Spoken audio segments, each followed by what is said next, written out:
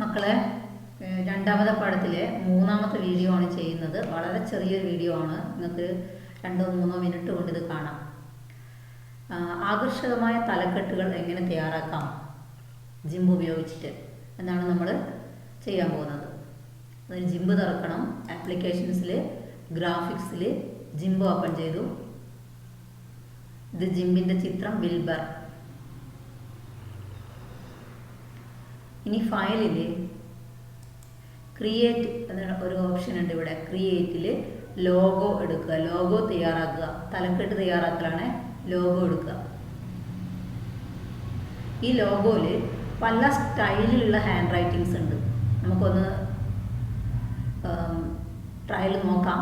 ലോഗോസിൽ ഇപ്പം ഞാൻ എടുത്തിരിക്കുന്നത് ബ്ലെൻഡഡ് എന്ന് പറയുന്ന സ്റ്റൈലാണ്. അതിൻ്റെ തലക്കെട്ട് കണ്ടോ, ജിംബ് എന്ന് വന്നത്. ഇനി ഇത് വേറൊരു സ്റ്റൈലിലെടുത്താൽ എങ്ങനെ ഉണ്ടാവും നോക്കാം. ഇത് എഡിറ്റിൽ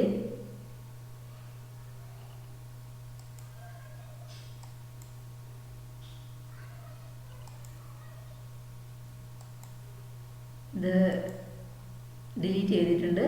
വേറൊരു ലോഗോ എടുത്ത് നോക്കാം. ഫയലിൽ ക്രിയേറ്റ് ലോഗോസ്. വേറൊരു രീതിയിലുള്ള സ്റ്റാർസ്കേപ്പ് കണ്ടോ.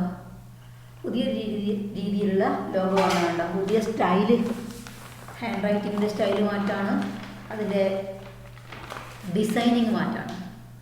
അപ്പോൾ നമുക്കിങ്ങനെ ഒരു ലോഗോ തയ്യാറാക്കണം. അതിലെന്താ ചെയ്യുന്നത്?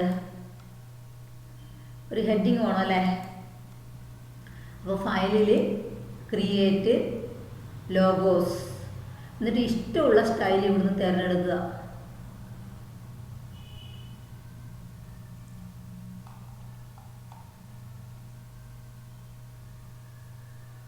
ത്രീ ഔട്ട്ലൈൻ എന്ന് പറയുന്ന ഒരു സ്റ്റൈലുണ്ട് ഇവിടെ. ഞാൻ അത് സെലക്ട് ചെയ്യുകയാണ്. ഇനി നമുക്ക് എന്താണ് തലക്കെട്ട് വേണ്ടത്? ടെക്സ്റ്റ് എന്ന് പറയുന്ന സ്ഥലമുണ്ട് ഇവിടെ. ഇവിടെ നമുക്ക് വേണ്ടുന്ന തലക്കെട്ട് ടൈപ്പ് ചെയ്ത് കൊടുക്കും.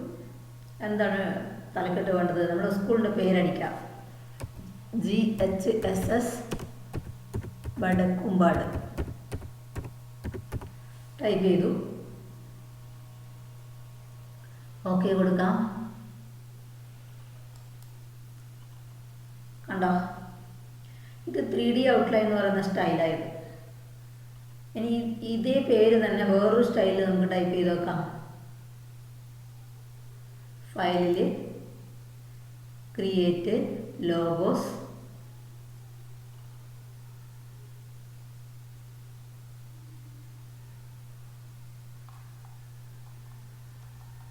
ടെക്സ്റ്റ് സർക്കിൾ എന്ന് പറയുന്ന ഒന്ന് എടുക്കാം. ടെക്സ്റ്റ് സർക്കിൾ എന്ന് പറയുന്ന സ്റ്റൈലാണ് ഞാനിപ്പോൾ എടുക്കുന്നത്. ഇവിടെ എന്ത് ചെയ്യണം? ടൈപ്പ് ചെയ്യണം അല്ലേ. സ്കൂളിൻ്റെ പേര് ടൈപ്പ് ചെയ്യണം. GHSS വടക്കുംപാട്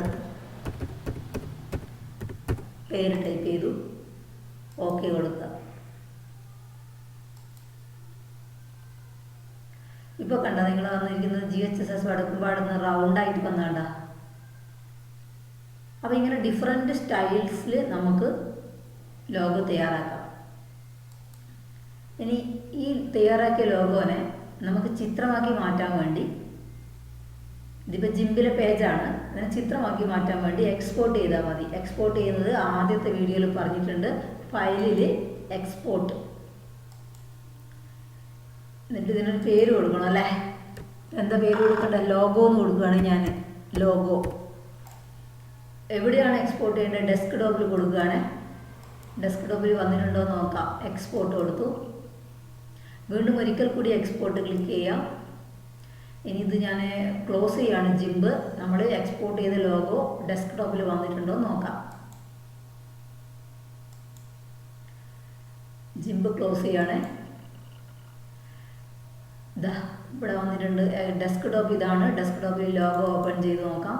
നമ്മുടെ സ്കൂളിൻ്റെ പേര് ലോഗോ വന്നിട്ടുണ്ട്. മനസ്സിലായിരിക്കും. Thank U.